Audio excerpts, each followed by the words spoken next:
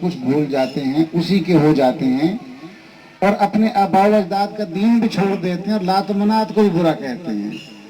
تو میں اس ڈر سے کہ کہیں میں اپنے آباء و اجداد کا دین نہ چھوڑ دوں اور میں بھی اس کے دین پر چلی جاؤں، میں اس لیے مکہ چھوڑ رہی ہوں کہ نہ وہ میرے سامنے دیکھوں گی نہ میں اس کی ہوں گی۔ تو جب وہ اپنی منزل مقصود پر پہنچ گئی تو اس نے کہا کہ تو کتنا اچھا ہے، کاش تیرے لوگ جیسے لوگ مکہ معظمہ میں ہوتے۔ تو ہے کون؟ اس نے کہا میں وہی ہوں جس کے ڈر سے تم مکہ چھوڑ کے جا رہی ہے۔ وہ قدموں میں گر کے اس نے کہا اگر تو وہی ہے تو پھر تیرے بغیر تو چارہ ہی کسی کا نہیں۔ تو یہ ہمیں درس ملا ہے۔ ہمیں ایسے نہیں کہ ایک شخص مدینہ طیبہ میں آتا ہے، دیکھتا ہے کہ ایک شخص پانی کے مٹکوں کی لائن کنویں پر لگا کر کھڑا ہوا ہے اور ایک مٹکا بھرتا ہے، سر پر اٹھاتا ہے، ایک گھر میں چھوڑ کے آتا ہے، واپس آتا ہے، دوسرا بھرتا ہے۔ تو وہ شخص جو قاصد تھا، وہ جو سفارتی نمائندہ آیا ہوا تھا، تو اس نے اس شخص کے پوچھا کہ بھئی اے شخص یہ مجھے بتا کہ این الامیر المومنین۔ تو اس نے کہا تجھے کیا کام ہے؟ اس نے کہا میں فلاں علاقے سے آیا ہوں اور سفیر ہوں، ایک پیغام لے کر آیا ہوں۔ انہوں نے فرمایا انا امیر المومنین۔ تو وہ ہنس پڑا، اس نے کہا تھو ایک حمال انت سگا۔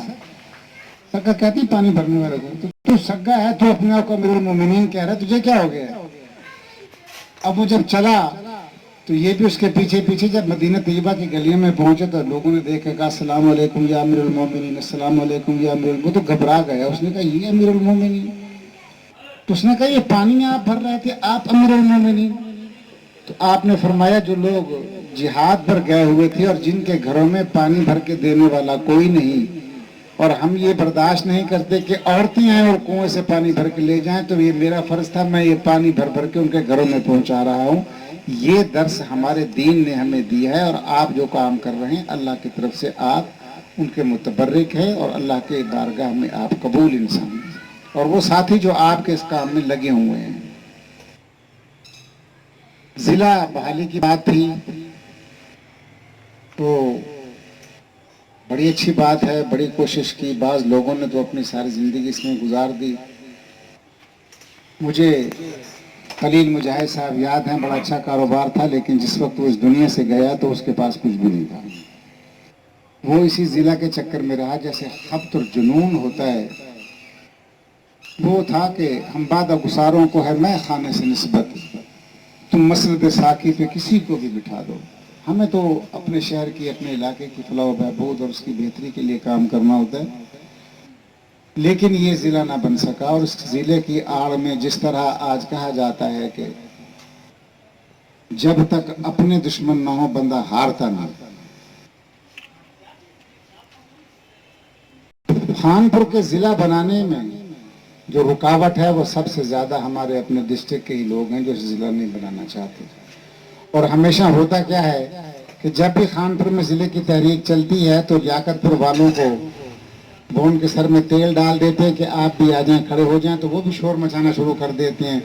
تو اوپر سے آرڈر ہوتا ہے جی یہ دونوں میں سے کیا بنا ہے، نہ تساں بنو نہ تساں بنو، جان چھوڑو۔ تو یہ معاملات ہیں۔ بہرحال یہ کوشش ہے۔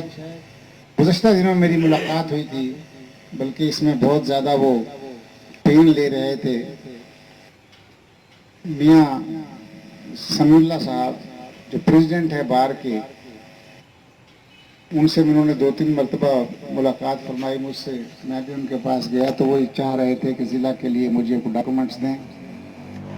انہوں نے مجھے ایک بات بتائی تھی کہ یہ آپ اس کو پردے میں رکھیں گے، بتائیں گے نہیں کہ ہم یہ کام کریں گے تو ہمارا ضلع بن جائے گا، لیکن مجھے کوئی ڈاکومنٹیشن دیں۔